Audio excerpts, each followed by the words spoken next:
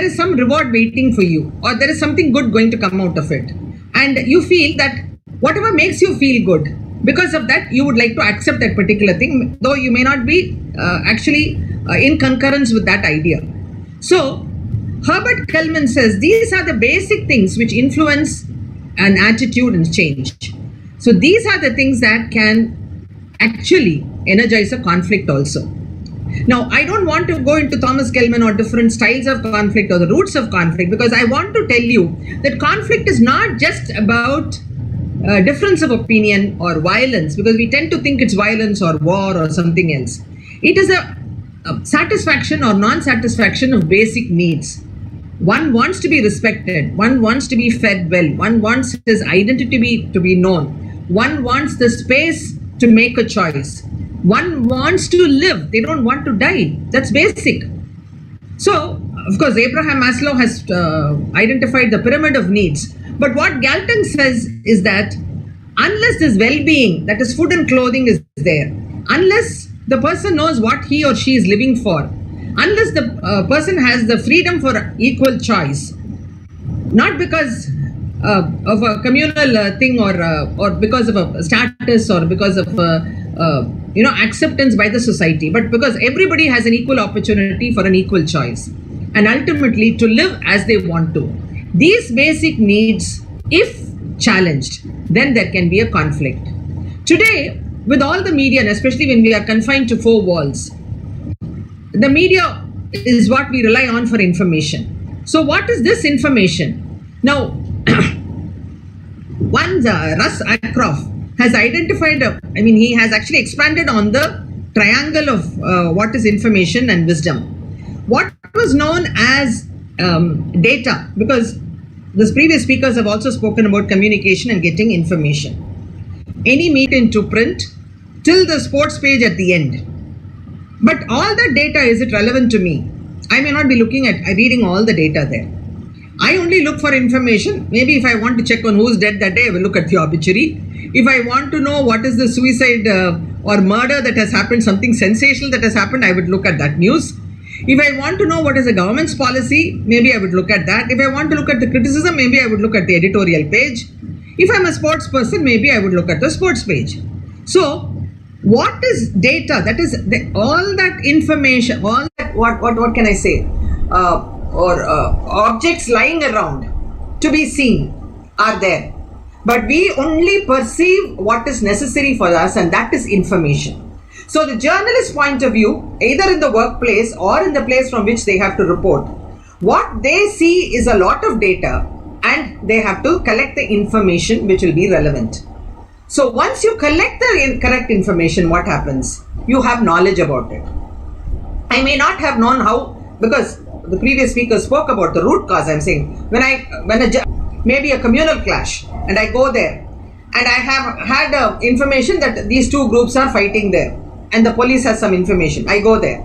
So I gather all this data, and from that I try to find out what will be relevant to find out what is the root cause of this particular thing. When I go into the root cause, then I am able to discern what is relevant, because a lot of people may say, oh, this is what is right.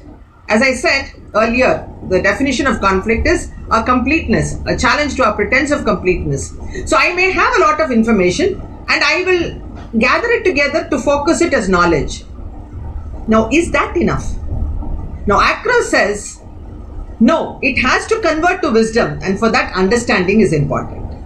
So that is why we say, as a mediator, when you get trained, you have to listen, not just listen, but there must be an empathetic listening, there must be an attentive listening, you must be able to hear what is not said, you must be able to understand what are the underlying issues.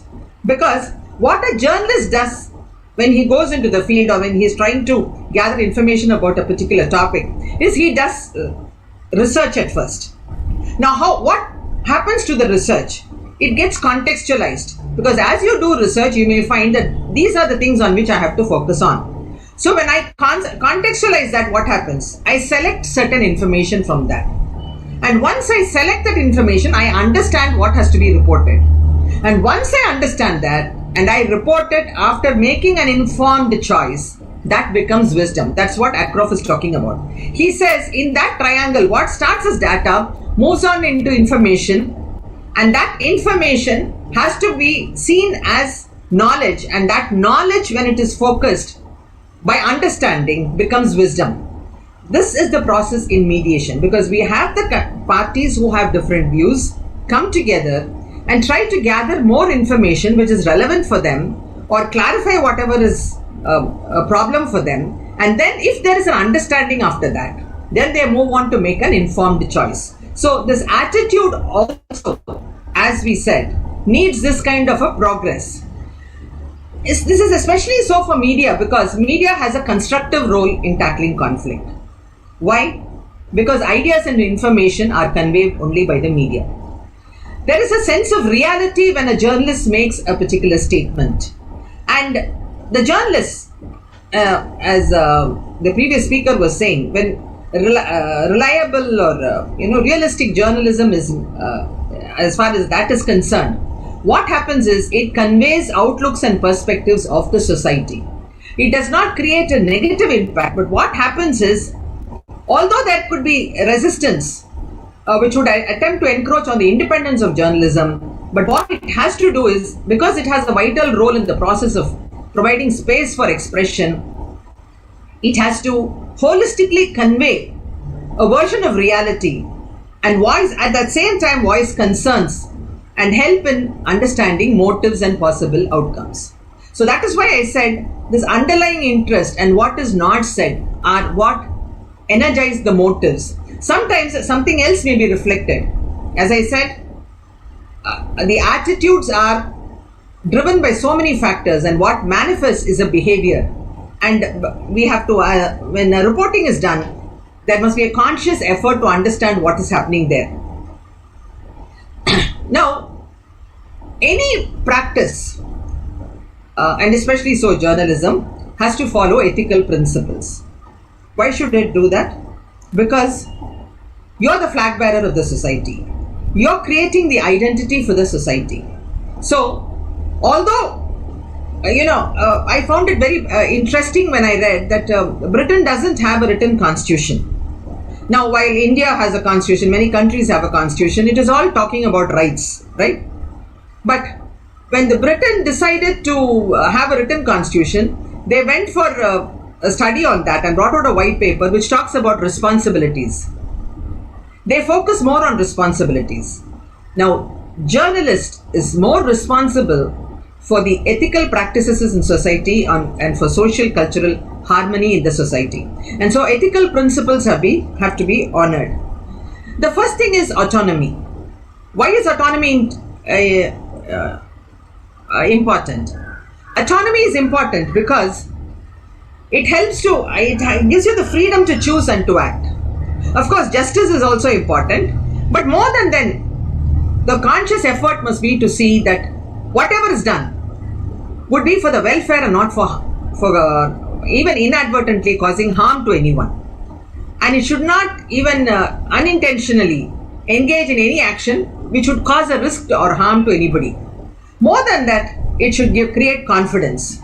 So that is why there is one famous person who's been working on this called Otto Scharmer. He has a theory U, which he says you have to go from sensing to presencing and then to co-evolving. And so he says the first thing is listening. You have to listen to self and to the other. Why should we listen to the self? I was wondering. Because we have so many constructs, we automatically create narratives because of the stereotypes and other things I mentioned. So when we think about a particular topic, it's not a blank canvas. Already there are some colors on that, and we try to put it together like a kaleidoscope. So we have to listen to ourselves and listen to the other, and give space for contribution. So listen here means listen to their tone, the emotion that is conveyed, and the words. What is the meaning of the words? And culturally also, the words may have different meaning in different parts of the world. And then you have to observe, because there could be a projection. If somebody might have told them to report it like this. And when you're focusing here, see, when we are looking, it's so easy when we are doing it on a virtual screen. You're just looking at the screen. But when we are doing it as a real workshop, what we would do is see around the room. Why?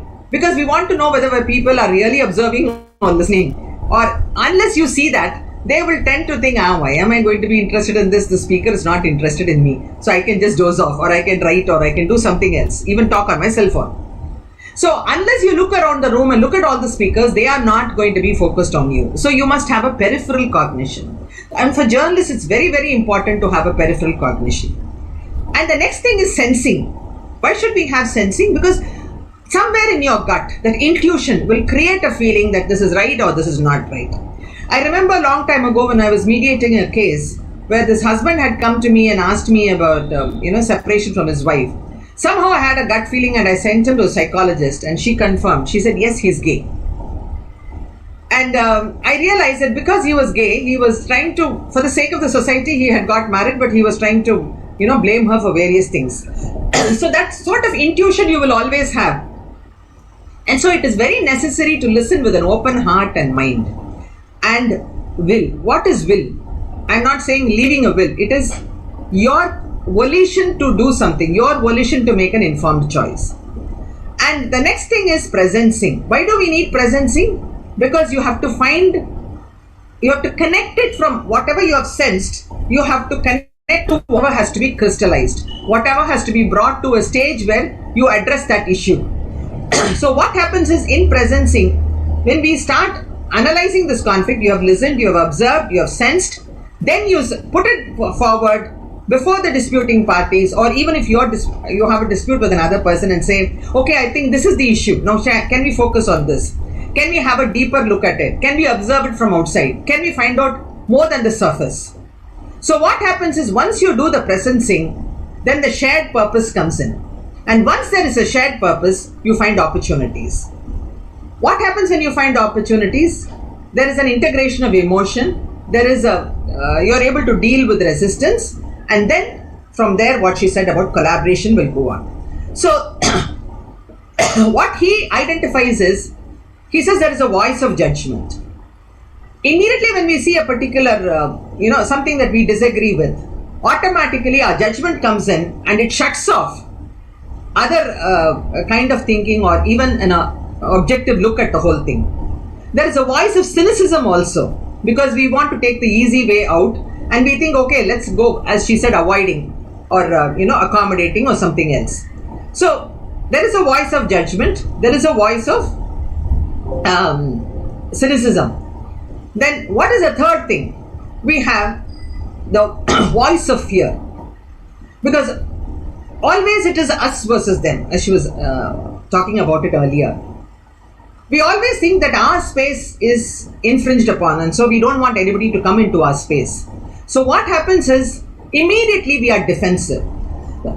There was a British, he was a British father, but he was an Indian, Malan, who has coined a triangle. He says the three main factors of a conflict is anger, feelings, and defense mechanisms. I have given in detail in my article. I don't want to go through the whole thing. But he says inside our mind, there is a three-step loop. Because immediately when we see a particular thing with which we disagree, or intuitively we feel this won't agree with me, there is anxiety. And once there is an anxiety, the defense mechanism comes up. And we either refute it or we blame somebody. There is a shaming. So many things go on. And because of this, there is anger, which the second speaker spoke about. There is anger, there is negative thoughts, and there are so many things. So this is what mediation addresses. Mediation goes into the emotional intelligence part of it.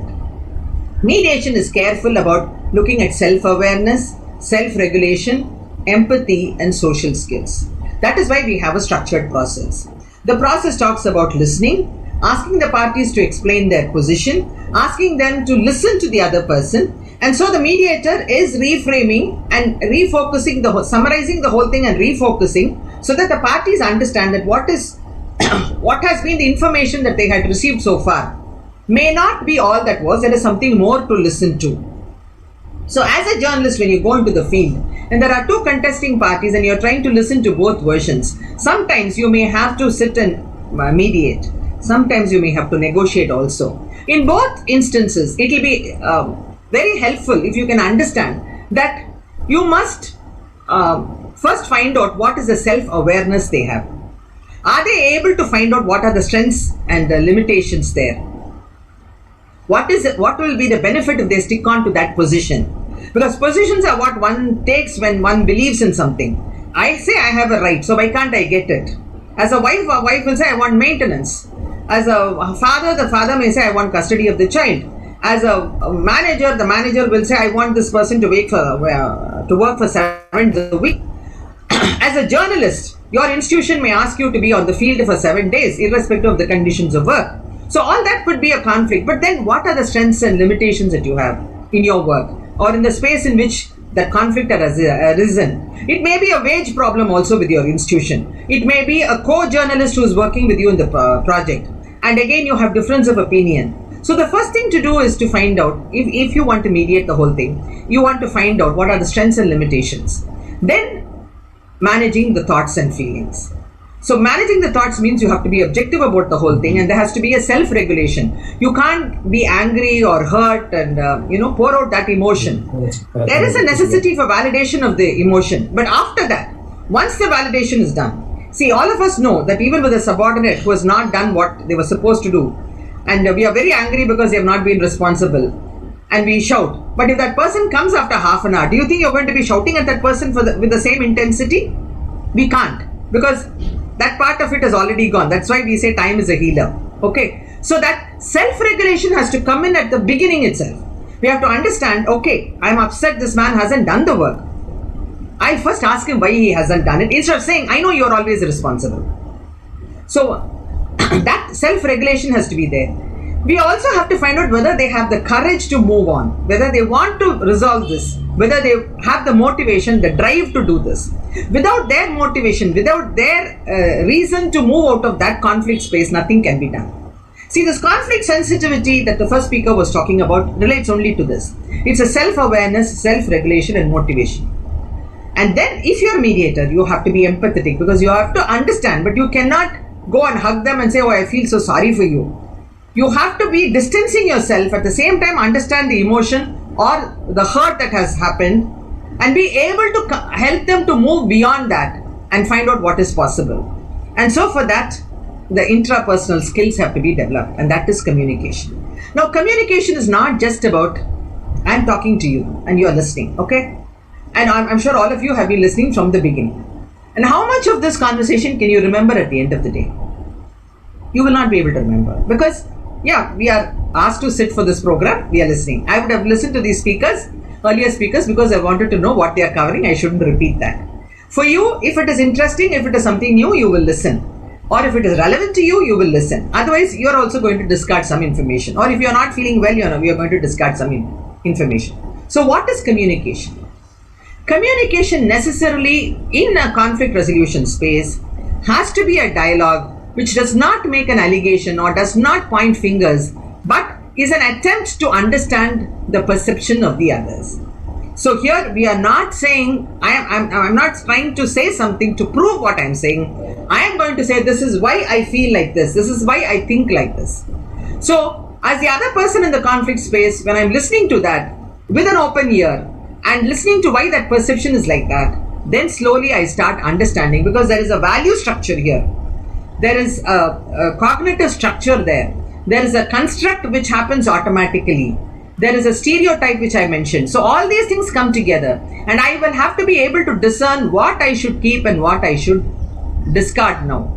As I said, moving from data to wisdom is a long path. The information, all that has to be, through a sieve, how you remove all that is not necessary. You keep doing that, and then finally you come to the necessary information. But that emotional intelligence is what mediation talks about. In any other kind of compromise or a settlement, what happens is, so someone says, okay, I'll give up this. So what happens when somebody is accommodative? You always wonder whether you have given up more. Why did that person give up so much? So maybe I am the fool here. Because there is a lot of research done today on choice, and also on the feeling of what is, the psychological thinking behind the choice. And they say most often it is hinged on reward and loss. When you're making a choice, you always think whether I'm going to profit from this, or am I going to lose because of this. And you're looking for affirmation outside. So what mediation does is, it creates a self-awareness, it creates a self-confidence, and because of which parties make a voluntary choice of their own, whether it is a evaluative mediation or a facilitative mediation or a transformative mediation. There may be different types. Today it's called reflective practice of mediation also. So there are various types. But what the work done today in therapeutic mediation especially goes into the psychology of the whole thing. And what they say now is that what is necessary to be a good mediator or a proper mediation is that you have to understand that parties have to be given the space to communicate to each other, the space for them to feel secure and to listen to the other, for them to understand that beyond the basic needs that everyone was talking about, they have to go and understand the needs of the other and whether they can reach out.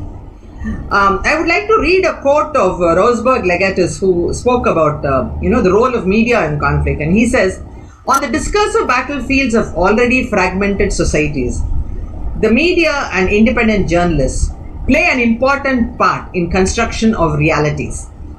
This construction of reality is the basis of mediation. They provide a daily stream of information and analysis on current events. Through their work, media professionals not only influence the perception of millions of readers, viewers, listeners, internet users, but also determine to a crucial degree whether and to what extent the conflict actors recognize the array of constructive options available for resolving their differences. So if you say, okay, this is the only way out, nobody likes to take it. They feel offended, or they feel maybe they are cheated, or maybe they really don't have a perspective of the whole idea. But as Legatus says, if there is constructive options available for resolving their differences, when they have different objective outlook towards the whole thing, and there is an array of options available to them, and they are allowed to choose from that. So what happens? It's like your child being asked to choose what to study when he or she finishes school.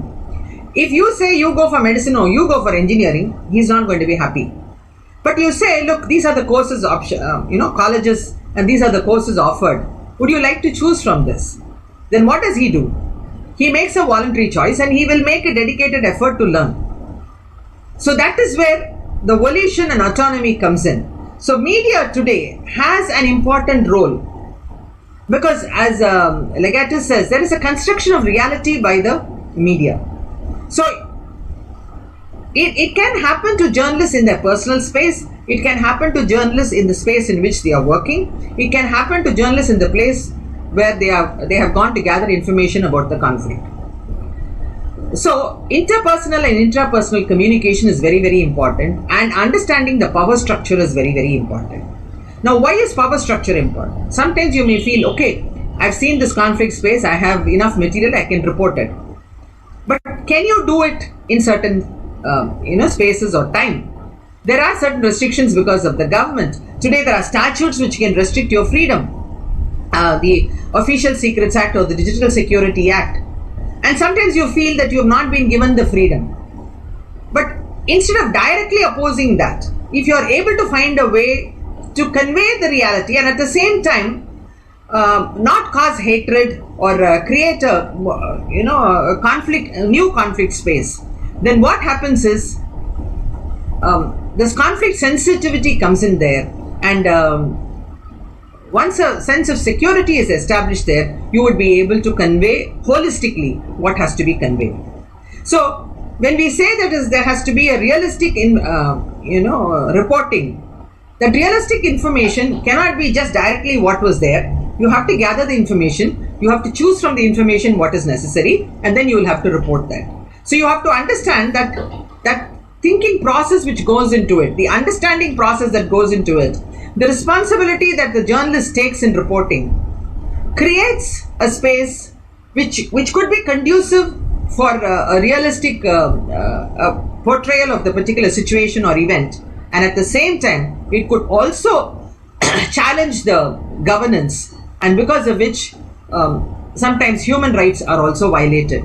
So instead of openly challenging ideologies or judgments, if one is able to judge and take responsibility, if one is able to control the flow of information, and one is able to put forward, I would say, reframe whatever you want to say directly, put forward in a way that would be conducible for the other person to accept as information that has to be observed, then what happens is you're creating a space which would de-escalate the conflict. See, sometimes we need not completely resolve the whole issue. As long as we diffuse the energy in the conflict, which is, making it more virulent, if you are able to diffuse that particular energy, what happens is people come down to the level where they are able to be objective. What we call as a balcony view in mediation. We say instead of standing on the road, like when you observe a car on the road from ground level and you observe it from the third floor, obviously you're going to see it in a different light. The shape, size, everything is going to be different. Similarly, in journalism and in mediation, what happens is there has to be an objective view, and mediation can play a great role not only in your interpersonal conflicts that you have. It can also help you to aid those people who have intrapersonal conflicts. Help them to understand what is a conflict with the self and conflict with the other. Because listening to the self is important, listening to the other and creating the space for everyone is very, very important.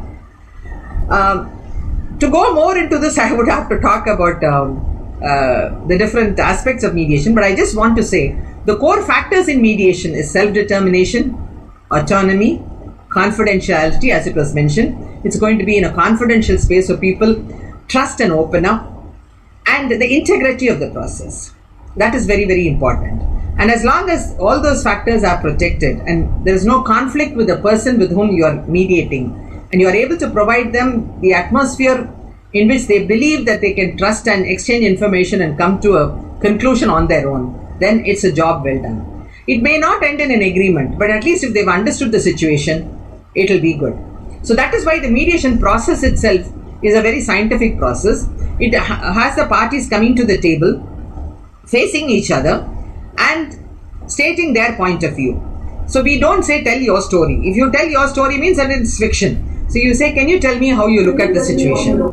So once they say that, they listen to themselves, they understand what they have been listening to their self, and they come to a clarity. And then thereon, as we said, these options generation, their concerns, their fears are addressed when we talk to them separately. We ask them to judge what is the quality of the options that is given, to evaluate, to decide what will be suitable for them. And finally, when they come to an agreement, that agreement is recorded. And that is why mediation agreements are workable agreements. There is no appeal against that. It guarantees performance and it brings a full stop to whatever is the negative feeling that has been between them. At least, even if they don't come together or they decide to part ways, they would always say, we'll do it with a handshake and move away. So that level of interplay of emotions is guaranteed by mediation.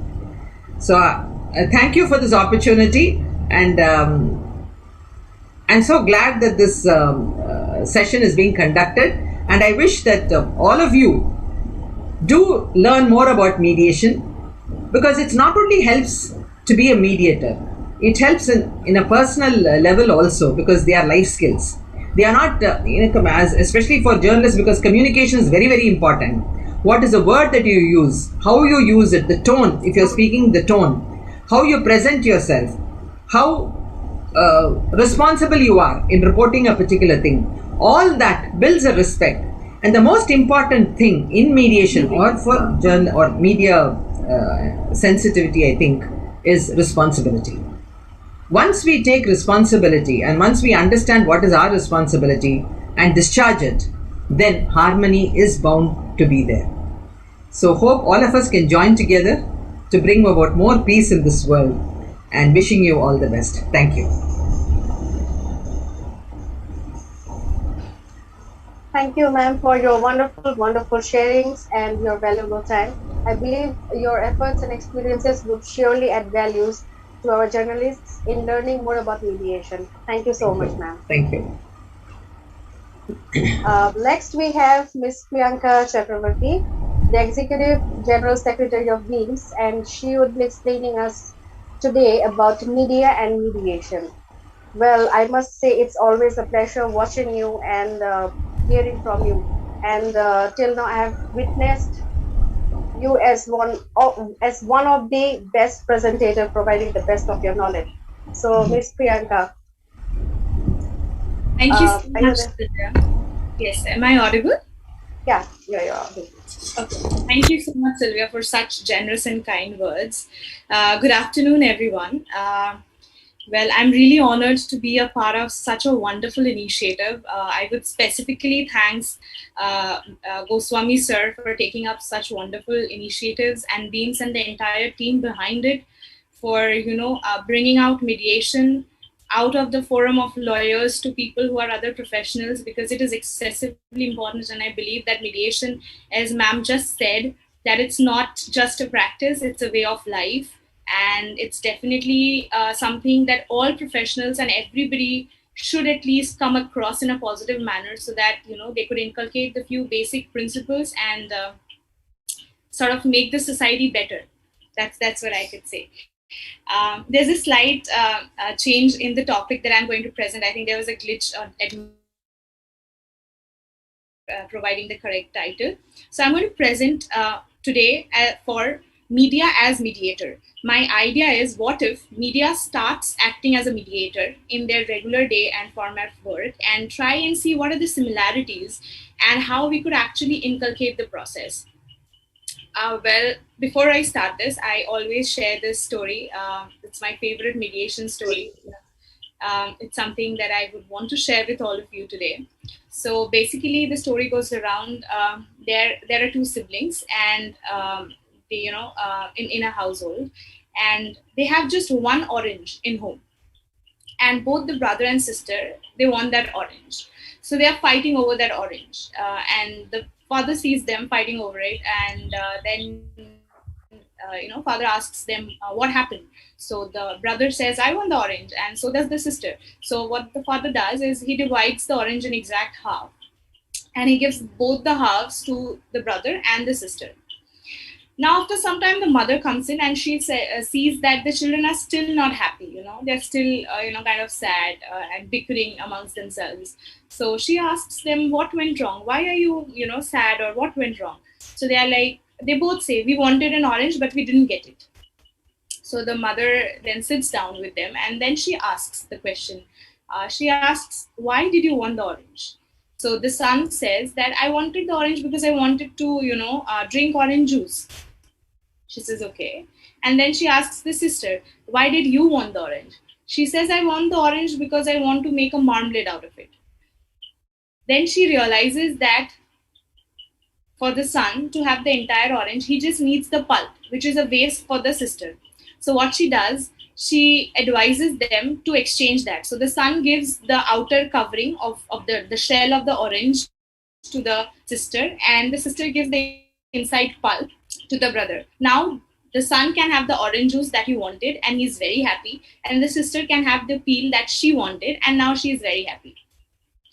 So when we talk about this sort of a scenario, I see media being the mother here, asking the right questions at the right time, in the right format, to not induce conflict, rather to help in dispute resolution. I have prepared a slide, so I would just take ahead and I'll share screen. Please let me know if it's visible.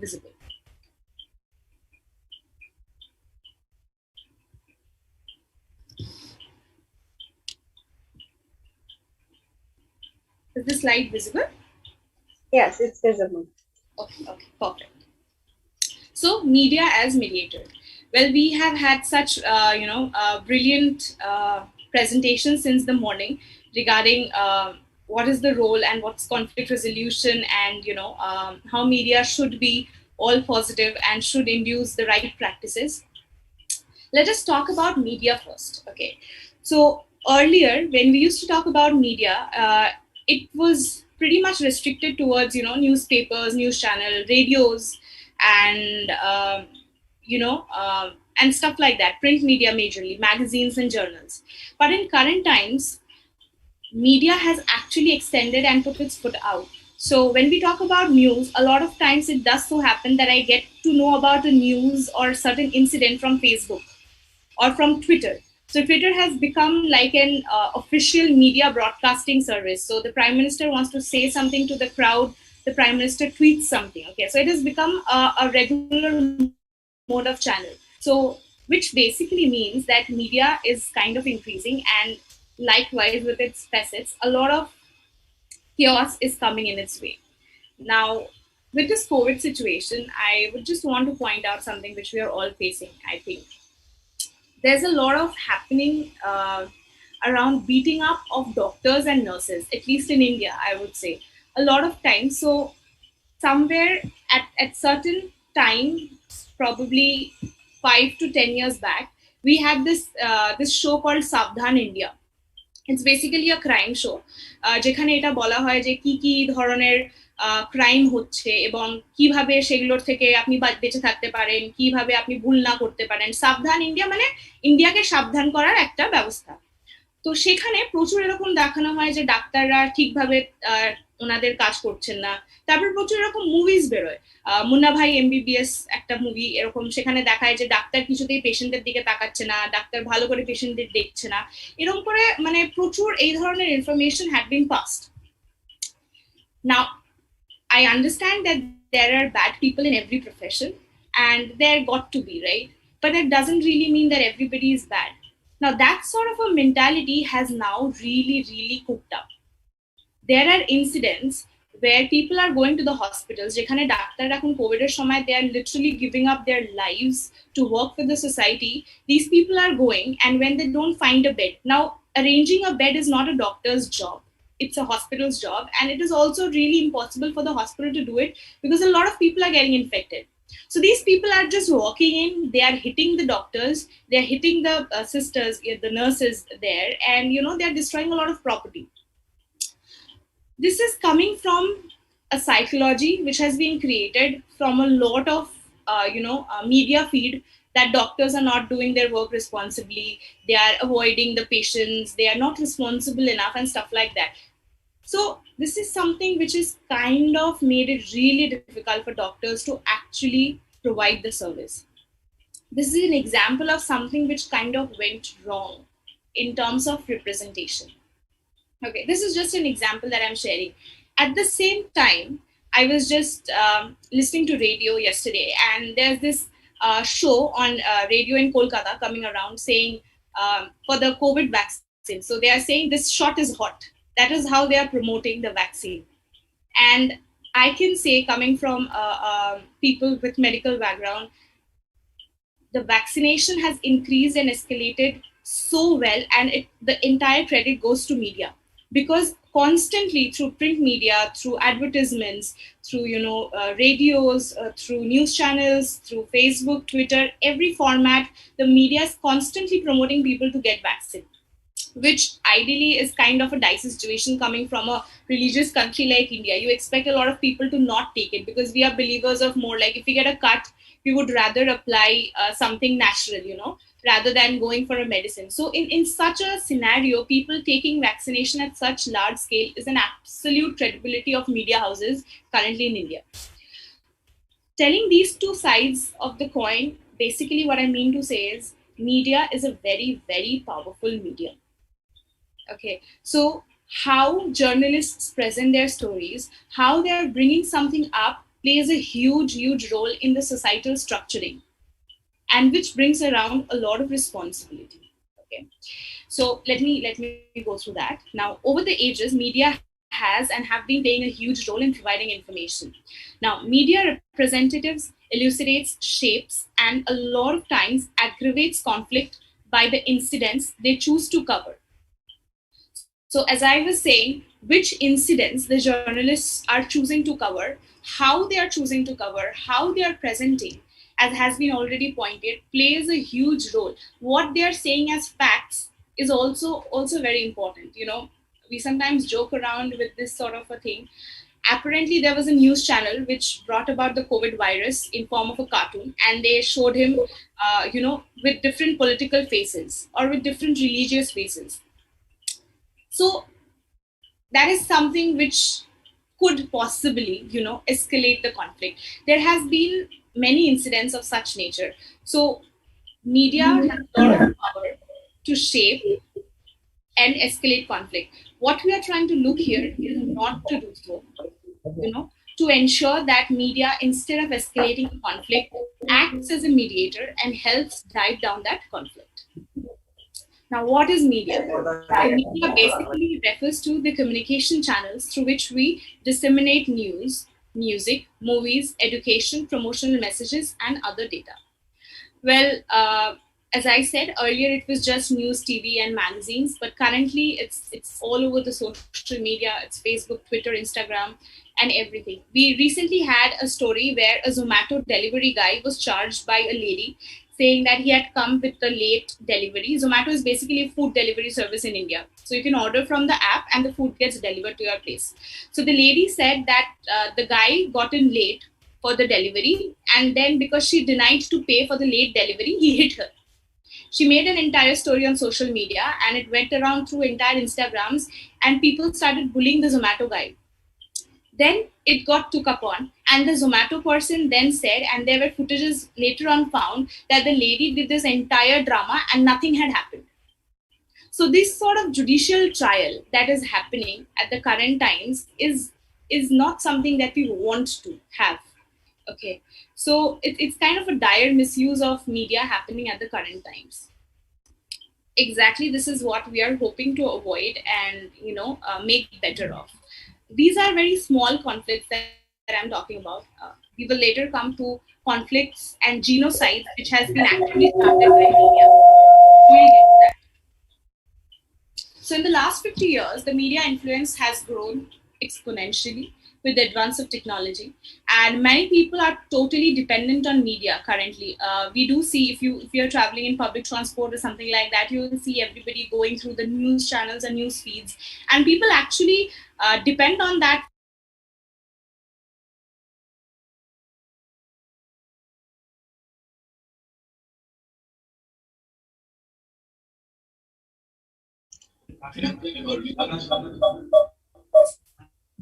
Priyanka, unmute yourself, please.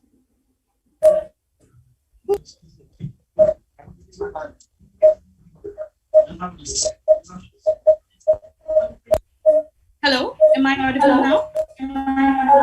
Yes. Okay, I'm so sorry. I think some technical glitch happened.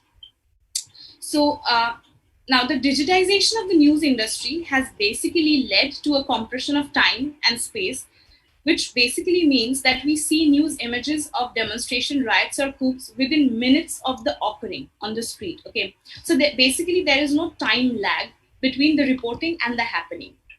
So as we discussed right before this, I think ma'am was just saying that if you have a conflict and you take some time off, it actually helps heal the problem, right? With this current technology, there is no time to heal. The moment something is happening, it is getting reported, people are automatically reacting. It's happening in seconds. This time compression, as good as it might sound in cases of emergencies where people are required to help, it is also very detrimental because it kind of ignites conflict within seconds. So this is something which makes it even more dangerous, if I have to say. It's like a knife, if you, whether you use it to cut vegetables or you use it to harm somebody, is definitely on the person using it. So now, what is mediation and mediator? Well, I think we have all talked about what is mediation. Mediation is basically a structured interactive process through an impartial third party who helps in resolving conflicts by the use of specialized communication and negotiation techniques. And who is a mediator? Mediator is basically the expert who helps in the the agreement and in the discussion. Now, the main points to keep in mind for a mediator are impartiality and neutrality. So if you talk about a mediator, the mediator should be impartial and neutral. Now, when I am talking about mediator, somewhere it also signifies the role of a media. An ideal media should also be very impartial and neutral. Media should just be representing stories and not taking sides, unlike what is happening in the current, at least in Indian news channels. If you open up, you can completely see the bias. Okay, you see the polarization. This channel is of this political party, this channel is of certain other political party. That sort of polarization just kind of ignites conflict rather than helping resolve it. So this is something we definitely need to keep in mind. She or he has to be completely unbiased at all times. She or he doesn't have an option to take any party's side.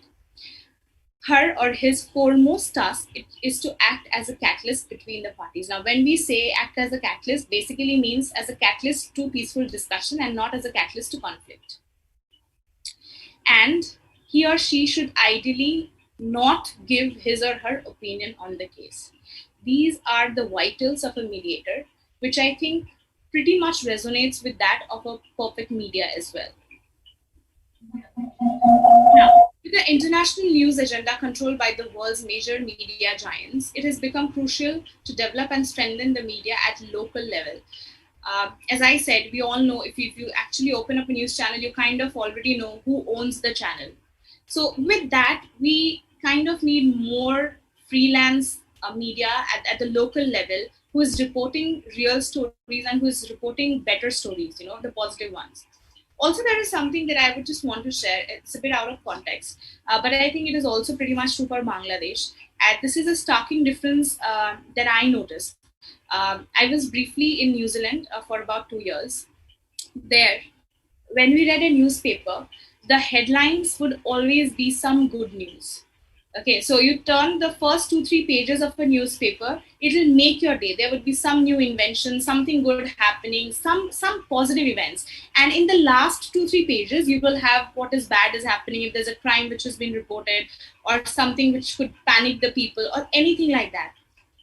Here, at least in India, I can vouch, the major headline is something which is definitely negative, something bad that has happened. Okay, it will be the headline, and for the next 4-5 pages, this is exactly what it will be. Positive news or news of some invention or something good happening would be probably in an ancillary page somewhere, which is like a magazine attached to the newspaper, or probably in a very small box at the corner under the editorial column, or somewhere like that. Okay, we are so used to being fed with negative news and we are so okay with it. This is something which is really not good. And uh, from a personal experience, I can say I have literally stopped reading newspapers because it makes my day really bad. I read about something, I get worried, and it kind of gives a very bad start to my day. And imagine thousands and crores of people reading negative news right the first thing in the morning, and then going to work or carrying on their the entire daily activity. It's not a very good thing. Okay? It definitely doesn't give a very positive edge. So that is something that I would definitely want to point out. If I'm talking about media as a mediator, when we try to mediate a conflict or when we are trying to mediate towards a betterment of the society, if I have to say that way, I think we should always cover positive ideas first and later on come to the negative aspects of whatever is happening. That's just an observation that I'm putting outside. So, well, as media in many developing nations move away from state control towards private enterprise, it is essential for local media to find their own voice in professional codes. So, as I said, media is basically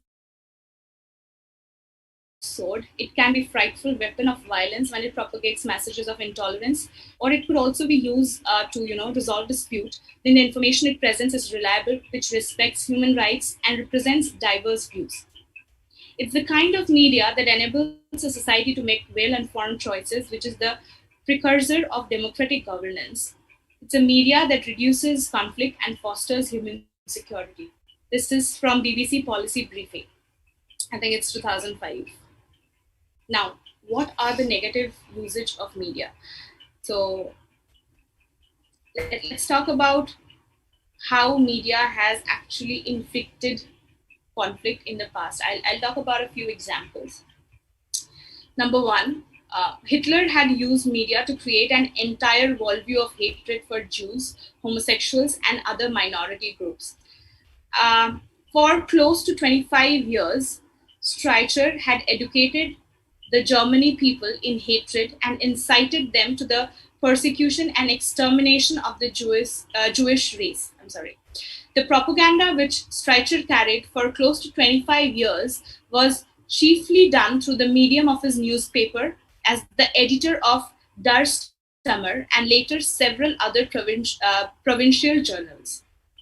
So for 25 years, constantly through his editorial column, he propagated hate towards a certain minority community, which finally led to the Holocaust, which we are all aware of. Broadcasters in Balkans polarized local communities to the point where violence became an acceptable tool for addressing grievances. Rwanda. This Rwandan genocide is something which literally gives me chills, because it is only through media that the entire Rwandan genocide happened. And I don't have a lot of time to discuss this, but at the end of this, I'll definitely share a YouTube video. Please watch it. It's a very detailed version of how media has led to genocide, and it is actually media behind the entire scenario. So Rwanda's radio, RTLM, urged listeners to pick up machetes and take to the streets to kill what they called the cockroaches. So just talking about Rwanda, I'll just... So what happened with Rwanda is basically, so there was this radio station which was formed by somebody who did not... In Rwanda's colonial time, there were basically two tribes, Hutus and Tutsis. So Hutus were the majority and Tutsis were the minority. So when the colonies came in, they said that Tutsis are a better race than Hutus, because Tutsis had better features in terms that they had sharper nose and they were taller, and Hutus were more short and they had, kind of nose like me. So they said that they are not the good breed, if I have to say. That's a very demeaning term, but that's how they use. So what they did, so they made Tutsis better and they gave better opportunities.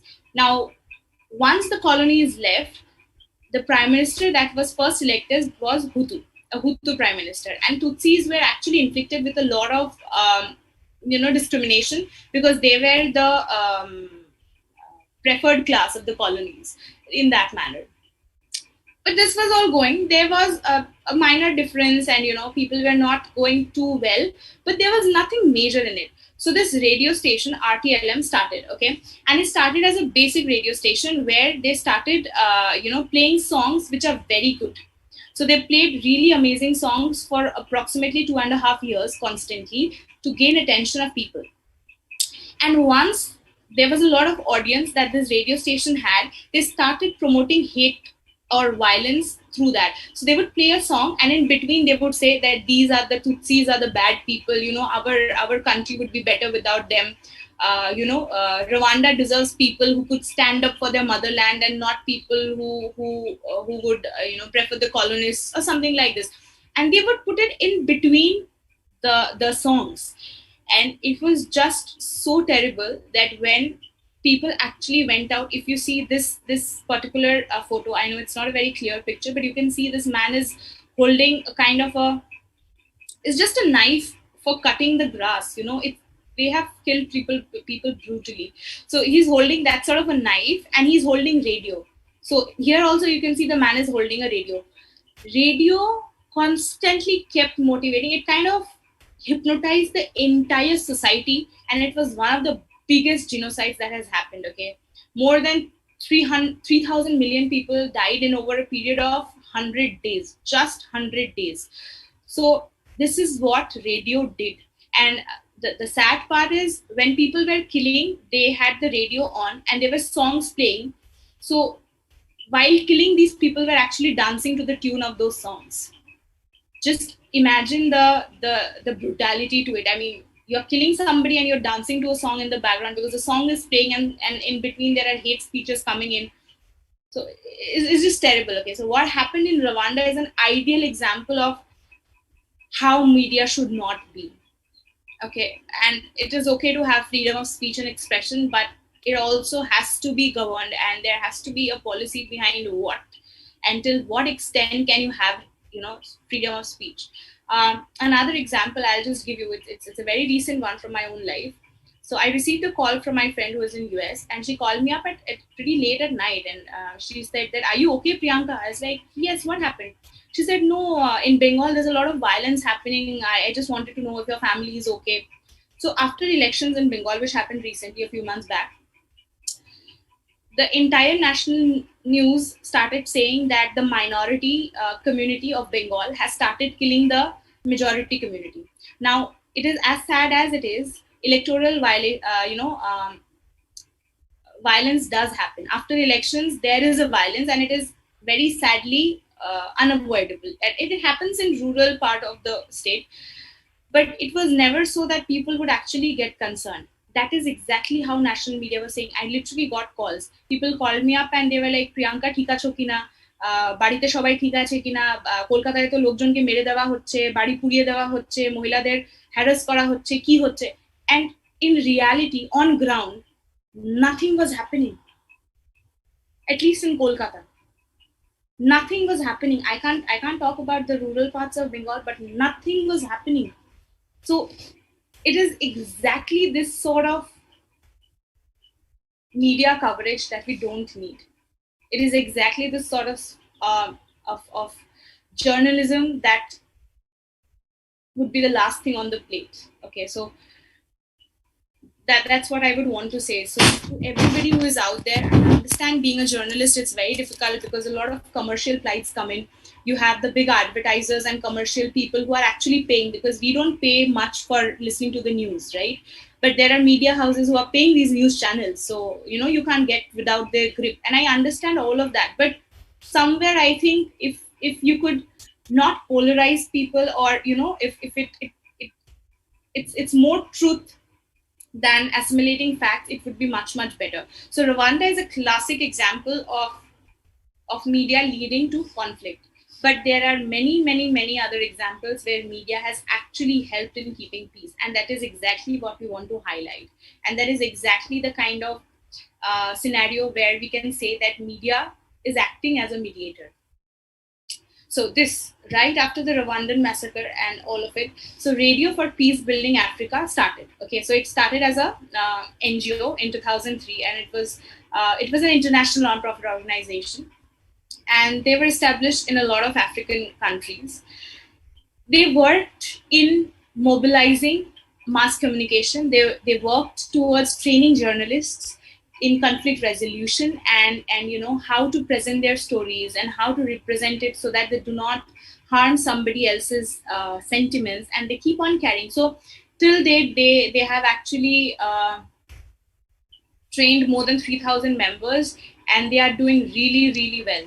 So you could go to their website and check out their work.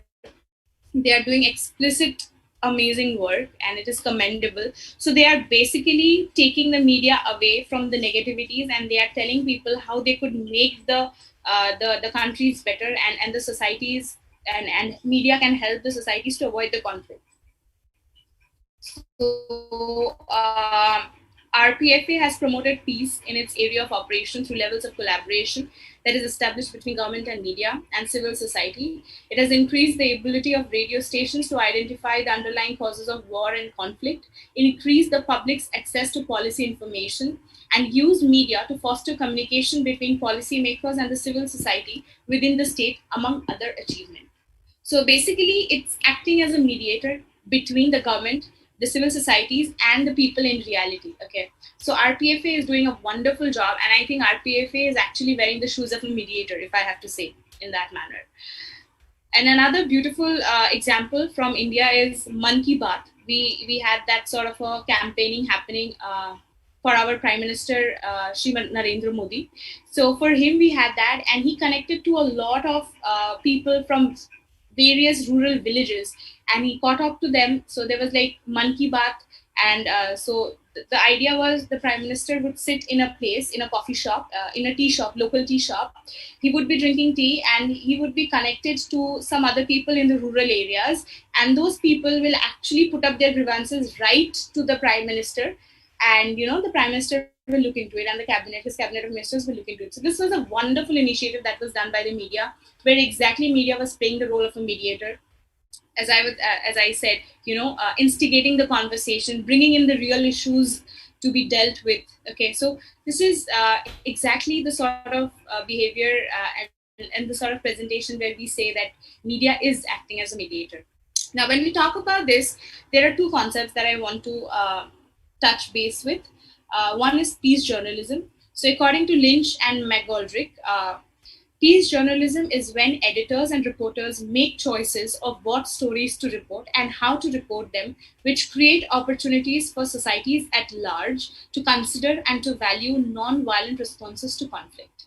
Okay, it basically means you are using the insights of conflict analysis and transformation to update the concepts of balance, fairness, and accuracy in reporting, provides a new route map tracing the connections between journalists, their sources, the stories they cover, and the consequences of the journalism, and build an awareness of non-violence and creativity into the practical job.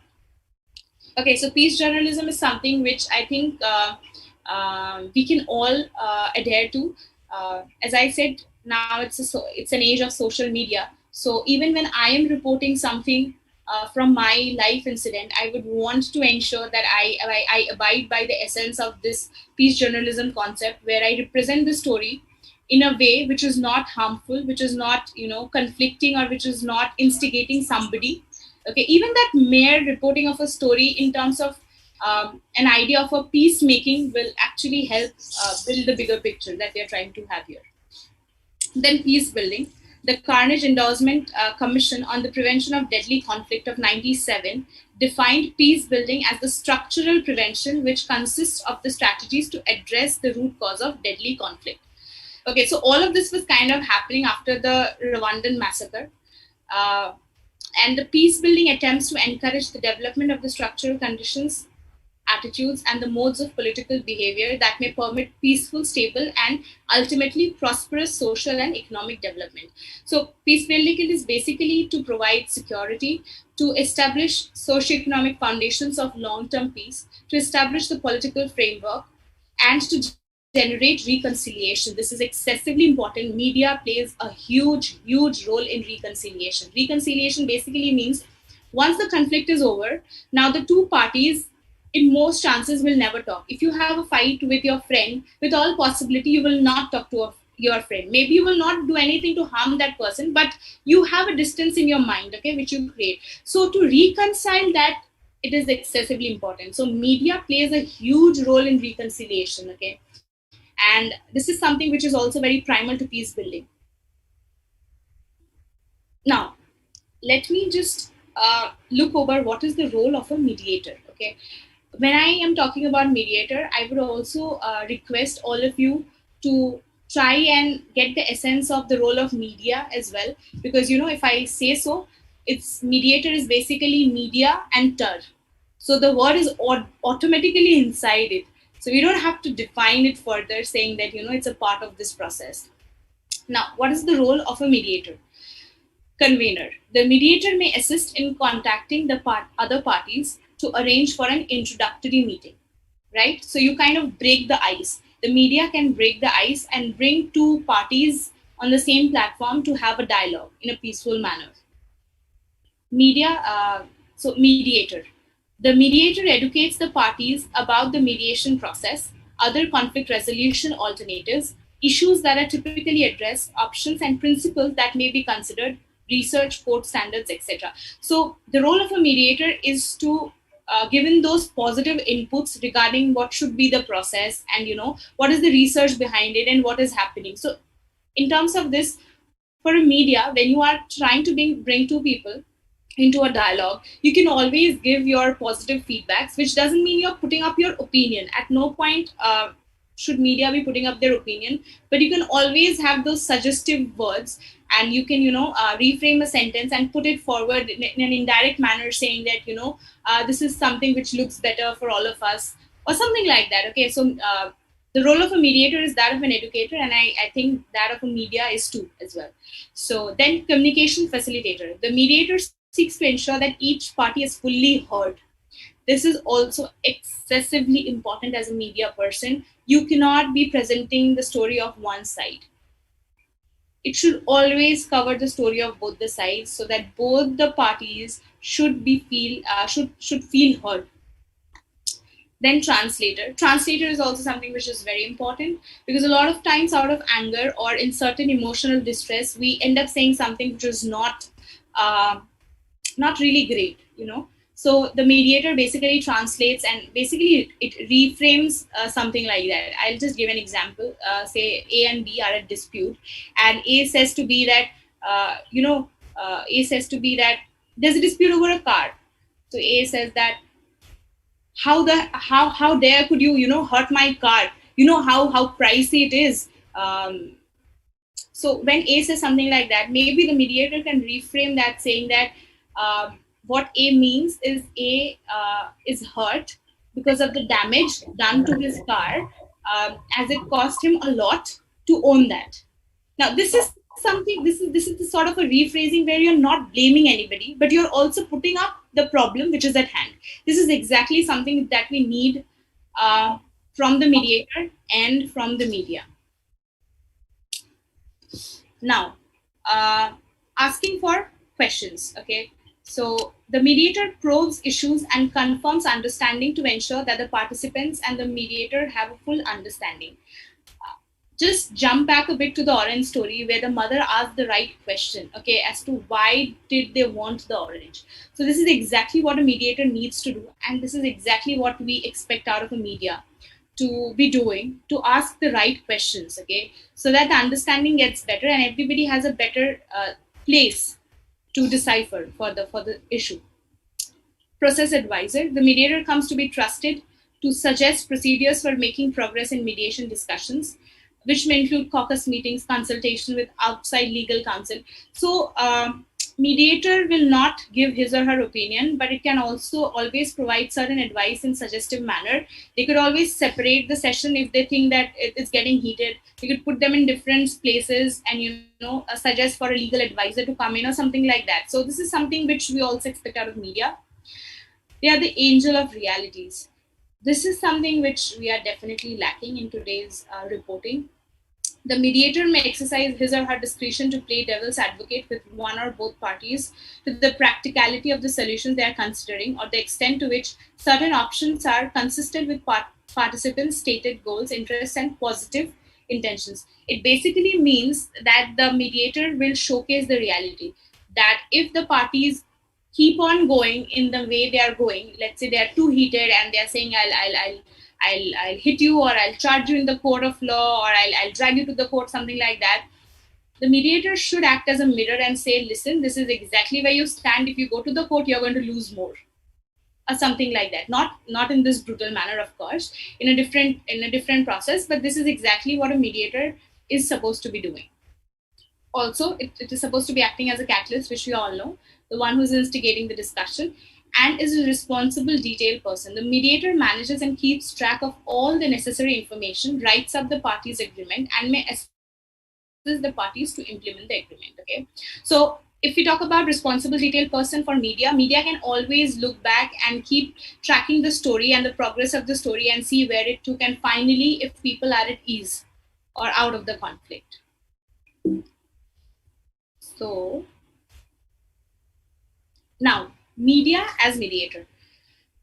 In the earlier slides, we talked about the role of a mediator. Now let's just get deeper into it. So on one hand, the existing ethical norms, increasing ethical requirements in journalism.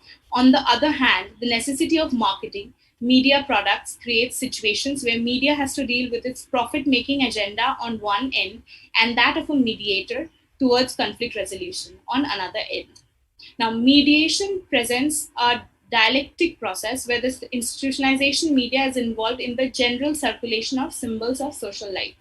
In mediation related to media, the role of third party is a key component that explains the role of media in dispute resolution, which is exactly what I was saying. So media is the role of a mediator if we talk about a mediation process or a process of conflict resolution.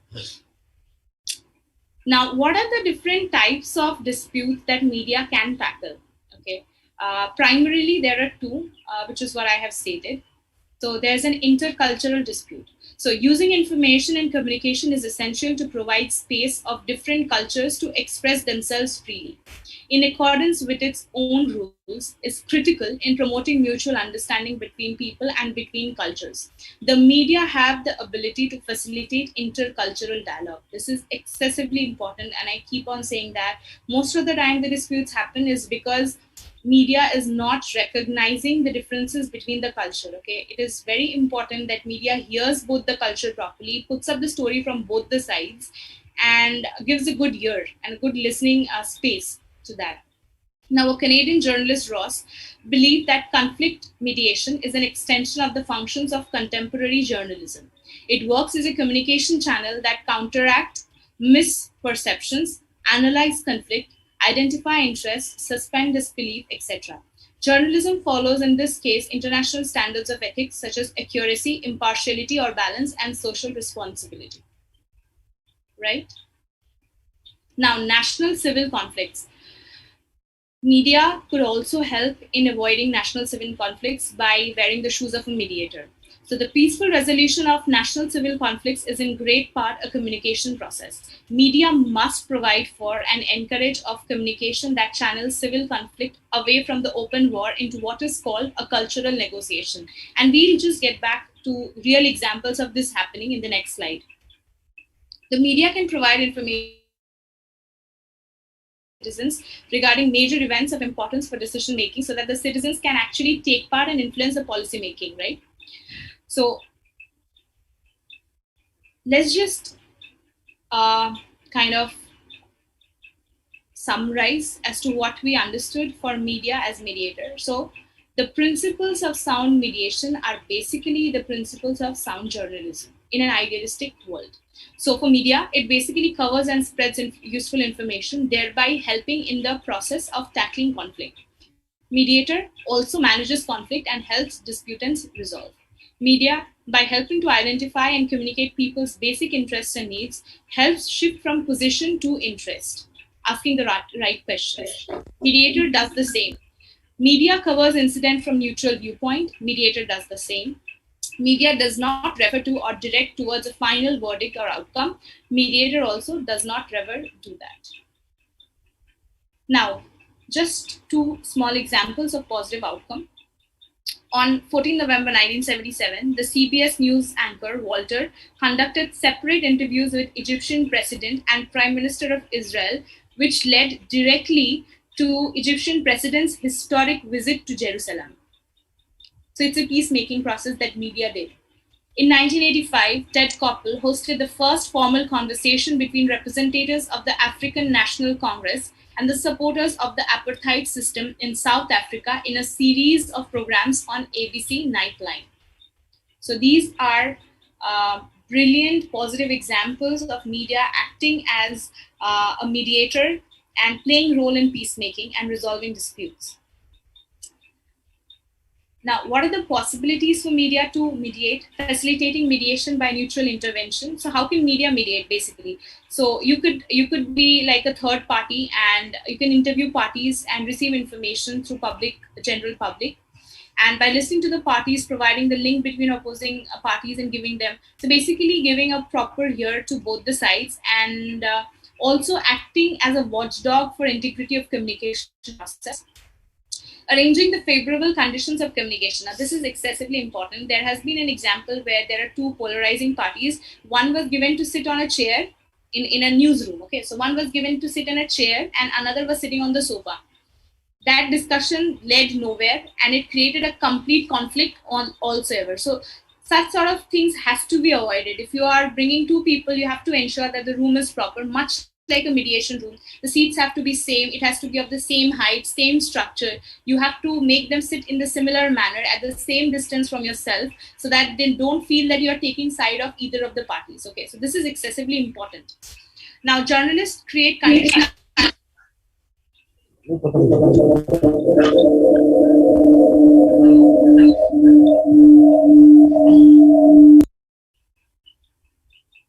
Okay, so journalists create conditions to promote participation and communication. Okay.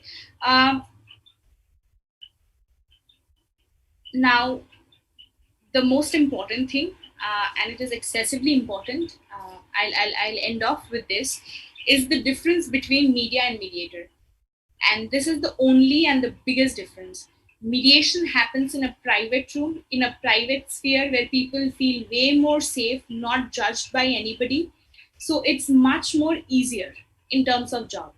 Whereas for media, it is happening on a public platform where everybody can view. So the pressure on the people who are participating is much, much higher. And this kind of deters the person from moving towards the goal. So if the ultimate goal of mediation is to resolve a dispute, then journalistic mediation will only lead to a better information to public and a more extensive and detailed positions of the parties, right? So we do not expect media to resolve the dispute and get them into an agreement or something like that. But what happens is media can act as a mediator, put the people in a favorable situation where they feel comfortable, equal, they both feel heard, so that the right information can reach to the public and thereby can lead to peacemaking rather than, increasing the conflict. Well, today in every part of the world, reliable, accurate, and objective media, whether it be mainstream, alternative, or traditional, can both help to prevent and resolve conflict through the automatic functions of responsibly disseminating information, furthering awareness and knowledge, promoting participatory and transparent governance, and addressing perceived grievances.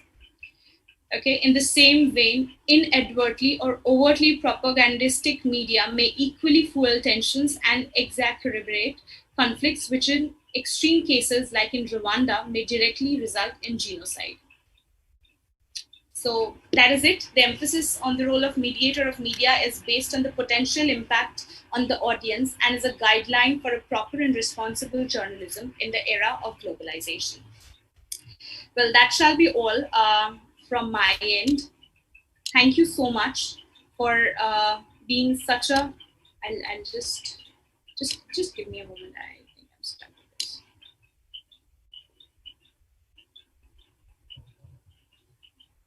Right. So thank you so much for such patient hearing. I understand my session is right before lunch, so it's very difficult to keep attention. But I hope that I could share whatever basic knowledge I had, and I really look forward to positive media coverage and media playing better role in peacekeeping than instigating conflict. That shall be all from my side. Thank you so much. Thank you, Ms. Priyanka, for being so informative and providing in detailed information, knowledge, and vast outlook on media and mediation as a whole. Thank you once again so much. I would like to, so with this, we end our first half of the session, and I would like to request all the participants to come back and join in with the event by 2:30 p.m. sharp. So we have a lunch break now. আমি একটা প্রশ্ন করতে যাচ্ছিলাম প্রশ্ন We will come back on 2:30 p.m. sharp. Thank you. Can I have a question? Yes, Shelby, one question is Yes, sir. Hello জি বলুন Hello. Yes, sir. প্রশ্নটা করব Yes, sir. করুন। যেটা হলো প্রিয়াঙ্কা চক্রবর্তী যে উপস্থাপন করেছেন তার উপস্থাপনাটা খুব চমৎকার হয়েছে, আমরা মুগ্ধ হয়েছি। কিন্তু উনি একটি পর্যায়ে বলেছেন নেতিবাচক সংবাদ পরিবেশন না করার বিষয়ে তিনি একটি বিষয় উল্লেখ করেছেন। কিন্তু আমরা যারা গণমাধ্যম কর্মী আমরা তো বরাবরই নেতিবাচক সংবাদ প্রচার করে থাকি এবং পাঠক কিংবা দর্শক সেটা কিন্তু ভালোভাবেই গ্রহণ করেন। যদিও এই প্রযুক্তির মাধ্যমে এখন ওনারা ইতিবাচক সংবাদের প্রতিও কিন্তু সর্বমহলে গ্রহণযোগ্যতা পেয়েছে। উনি কেন নেতিবাচক সংবাদটি পরিহার করতে বললেন বা উল্লেখ করলেন এই বিষয়টা উনি একটু যদি ব্যাখ্যা করতেন তাহলে একটু ভালো হতো। Okay, ধন্যবাদ sir. Ms. Priyanka, are you there with us? Yes, I'm definitely there. So আমি just একবার নেতিবাচক আর ইতিবাচক, if you could just get me the difference. I'm not very great with my language. Is there anyone who can help Ms. Priyanka? Netivachak is negative, Itivachak is positive. Okay. Thank you so much, sir. Thank you so much. Sir, যেটা আপনার প্রশ্ন সেটা হলো গিয়ে যে মানে why should we, if I'm not wrong, why should we always bring positive news and why not take negative news? Is it, am I right in understanding?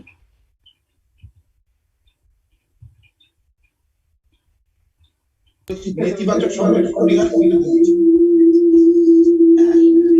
আপনি প্রশ্নকারীকে একটা প্রশ্ন করেছেন, আস্তাইন স্যার, আপনি কি বুঝতে পেরেছেন? আমাকে একটু বলুন।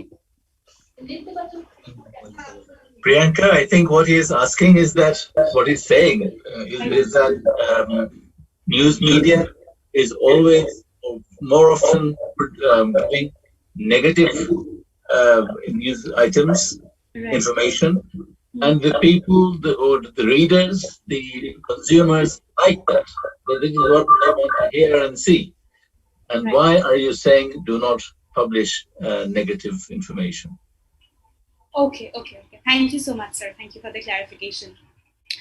I definitely understand that the viewers would find interest in negative news. If I have to say, if you have ever had the courage or the audacity to see the serials, the television serials that we have, at least in India, you will see there are specific roles for vamps.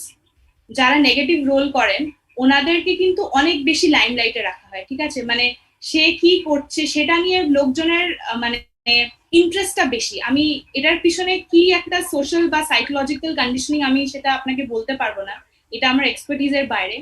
But যেটা আপনি বললেন that is definitely true. Negative news গেলেই লোকে পড়ে, ঠিক আছে? বাজে খবর, ক্রাইমের খবর গেলেই লোকের বেশি ইন্টারেস্ট থাকে, এটা খুবই সত্যি কথা।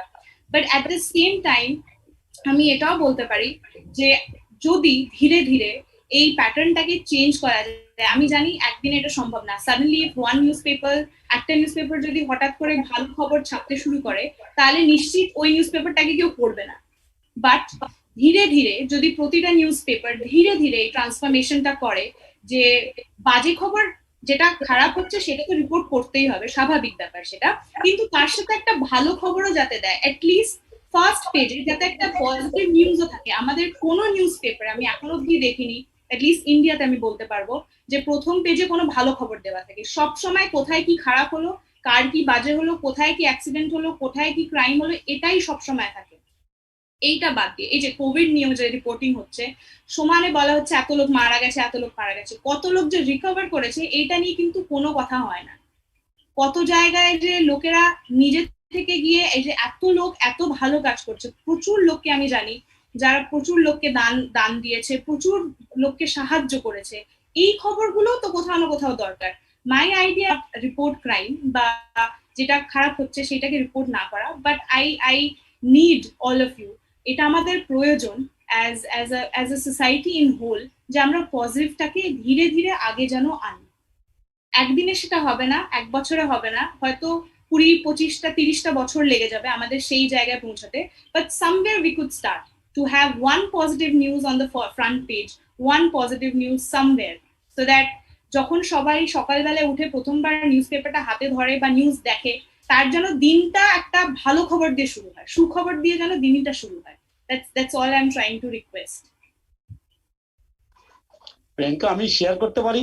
নিশ্চয়ই sir, please sir.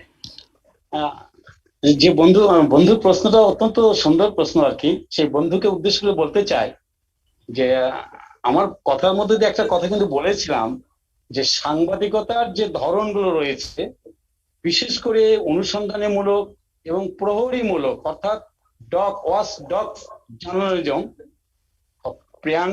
Madam Priyanka যেটা বলার চেষ্টা করেছেন সেটা হচ্ছে আমরা পিস মেনটেন করতে গিয়ে একজন সাংবাদিক একটা রাষ্ট্রের স্তম্ভ, সেটাকে যদি সুগভীরে আমরা পর্যালোচনায় নিতে পারি তাহলে ভালো সমাজ ব্যবস্থা গড়ে তোলার জন্য ভালো খবরগুলোকে আমরা সামনে আনতে চাই।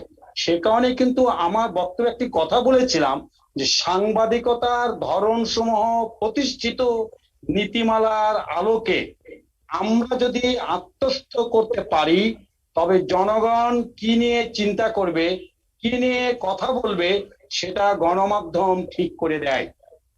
আমি যে কথাটা প্রিয়াঙ্কা ম্যাডামের সঙ্গে একত্রিত বলতে চাই যে ইয়েস, নেতিবাচক সংবাদ জানতে হবে, কিন্তু সমাজ ব্যবস্থা উন্নয়নের পথে সেটা কতটুকু সহযোগী শক্তি হিসাবে আসতে পারে। আমরা আজকে সমাজ ব্যবস্থায় যে ফ্যামিলির মধ্যে, পরিবারের মধ্যে সহিংসতার লক্ষ্য করছি, এই সহিংসতার অনুসন্ধানী রিপোর্ট যদি আমরা করতে পারি তবেই প্রশ্ন উঠবে নেতিবাচক সংবাদের বাহিরেও জনগণ কি নিয়ে চিন্তা করবে, কি নিয়ে কথা বলবে, তাহলে সেটা গণমাধ্যম যেমন ঠিক করবে। এই যে প্রতিহিংসার যে মন পরিবারের মধ্যে, বাবা মা, মা বাবা, ভাই বোন, বাবা মেয়ে, বাবা ছেলে, মা বাবা মা ছেলে, এটা অসম্ভব একটি দৃশ্য কি নয়? সেই কারণে হোয়াটসঅ্যাপের পিপলস মেডিয়েশন সেন্টারের পক্ষ থেকে সারা পৃথিবীতে যে কাজটা করা হচ্ছে, আমরা নেতিবাচক শব্দগুলিকে পারতপক্ষে পরিহার করে আমরা সুসংঘবদ্ধভাবে সাফা, that is South Asia peace অ্যালায়েন্সের সঙ্গে একত্রিত হয়ে ওয়ার্ল্ড পিস অ্যাসোসিয়েশনের সঙ্গে আমরা একত্রতা ঘোষণা করে সমাজ জীবনে, রাষ্ট্র জীবনে এবং সর্বোপরি পারিবারিক জীবনে আমরা শান্তি প্রতিষ্ঠার লক্ষ্যে নেতিবাচক খবরগুলো তুলনামূলকভাবে পরিহার করার চেষ্টা করব। তবেই জনগণ কি নিয়ে চিন্তা করবে, কি নিয়ে কথা বলবে, সেটা আপনারাই তখন ঠিক করে দিতে সক্ষম হবে।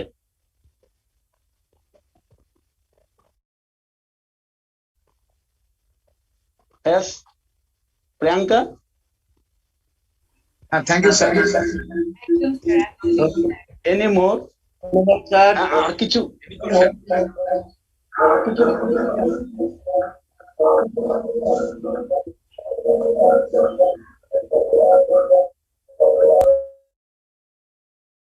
Thank you sir.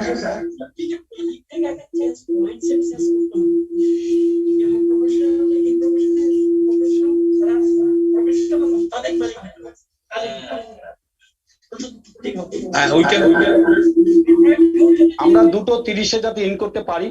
যাওয়ার আগে আমার আরেকটি কথা থাকবে, সেটা হচ্ছে যে আমাদের দুটো পর্বে কিন্তু আজকের অনুষ্ঠানটা একটা প্রশিক্ষণ পর্ব ঠিক না, আমি সবসময় বলে থাকি প্রশিক্ষণ বলে কোনো কথা নাই, ভিউ এক্সচেঞ্জ। এই ভিউ এক্সচেঞ্জ প্রোগ্রামটা আমাদের আজকে চিফ ট্রেনার তার বক্তব্যের মধ্য দিয়ে শেষ হবে। পরবর্তী যে সেশন, সে সেশনে আমরা অ্যাওয়ার্ড প্রেজেন্টেশনে যাচ্ছি। এই অ্যাওয়ার্ড সম্পর্কে ছোট্ট একটি ধারণা এই সুযোগে বলে রাখি যে ওয়ার্ল্ড পিস অ্যাসোসিয়েশন এর সঙ্গে সাফার সঙ্গে, সাফা অর্থাৎ সাউথ এশিয়া পিস অ্যালায়েন্স, এদের সঙ্গে একাত্মতা ঘোষণা করে আমরা সার্বিকভাবে যে কথাটা থেকে আমরা সরে আসলাম, নেতিবাচক ভূমিকা পরিহার করে উন্নত পারিবারিক জীবন, উন্নত সামাজিক জীবন, উন্নত রাষ্ট্র জীবন, আন্তর্জাতিক অঙ্গনকে শান্তিপূর্ণ গড়ে তোলার লক্ষ্যে আমরা প্রতি বছরই আমরা বরাবর সাংবাদিক বন্ধুদেরকে আমরা অ্যাওয়ার্ড দিয়ে থাকি। সে অ্যাওয়ার্ডের মূল্য সেই দেশের টাকা অনুযায়ী হয়ে থাকে।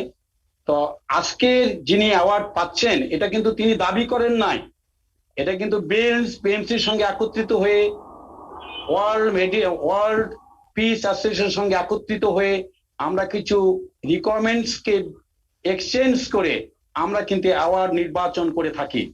তো সুতরাং সে অনুষ্ঠান আপনাদের ভালো লাগবে আমি বিশ্বাস করি। আর বিশেষ করে বাংলাদেশের প্রথিতযশা একজন সাংবাদিক তিনি থাকবেন, মঞ্জুরুল আহসান বুলবুল, তার বক্তব্য আমরা শুনতে পাবো, এই আশাবাদ ব্যক্ত করে ইন টাইম অর্থাৎ 2:30 আমরা অংশগ্রহণ করতে পারবো, ব্রেক থেকে আসবো, এই আশাবাদ ব্যক্ত করে আমার বক্তব্য এখানেই শেষ করছি।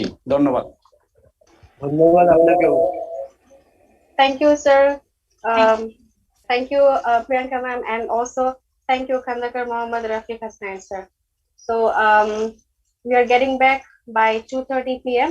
after the lunch break. That's all. Thank you.